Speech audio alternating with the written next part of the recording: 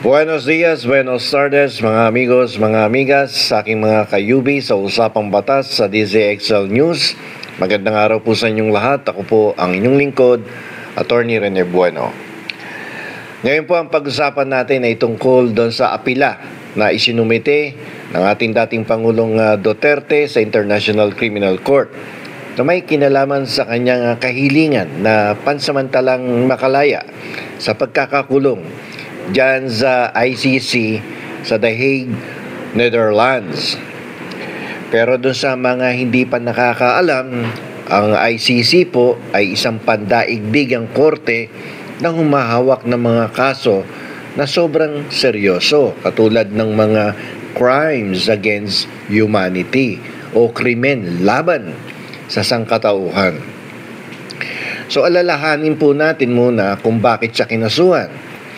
Kasi nga yung tungkol sa war on drugs na dati, marami siyang napapatay allegedly at iniimbestigahan siya ngayon tuloy ng ICC kung totoo nga bang nakagawa siya ng mga krimen laban sa napakaraming naging biktima tungkol sa war on drugs.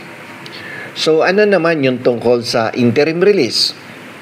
Ibig sabihin, gusto ni Duterte na makalaya muna habang hinihintay yung paglilitis, habang nakapending yung kaso. Parang lumalabas dito, kung dito sa atin, parang gusto niya magpiyansa, no? Para makalabas siya. Pero may pag-asa ba to? Ano ang mga dahilan, no, ni Mr. Duterte para makalaya siya mula sa pagkakakulong diyan sa The Hague, Netherlands? Ang sabi ni Duterte, matanda na raw daw siya at may sakit, laging nagkakasakit. Kaya dapat daw bigyan siya ng konsiderasyon man lang ng ICC. At binanggit niya pa na may bansa raw na handang tumanggap sa kanya at babantayan siya para hindi siya makatakas o para hindi siya tumakas. Pero ano po ang sinabi ng ICC? At kanina nga ay nagdesisyon ng ICC at hindi siya pinayagan. So yung motion doon sa apila niya na isinampa ni Attorney Kaufman ay rejected. So talo na naman si Kaufman dito. Kasi ang sabi ng ICC, hindi raw sapat yung mga dahilan niya. Hindi raw niya napatunayan na may mali sa desisyon na dapat siyang manatili sa kulungan. Ibig sabihin, mahina yung ebidensyang prinisinta ng kanyang abogado diyan sa The Hague, Netherlands. Kasi pag pinagbigyan daw siya, malaki raw ang posibilidad na tumakas siya. Dahil malawak ang kanyang political connection, malawak ang kanyang political influence, may mga taga-suporta pa siya, at may pera pang itinatago yan. At kayang-kaya niyang tustusan yung pagtatago niya, no? At lahat, no, may kinalaman dyan sa kanyang kaso. At hindi din sapat yung offer ng ibang bansa na babantayan siya. Parang hindi daw sigurado na hindi siya makakatakas. Hindi din daw sapat yung dahilan na may sakit siya.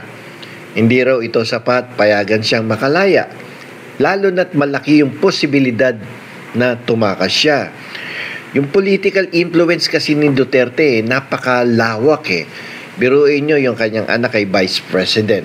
Yung kanyang isang anak ay vice mayor.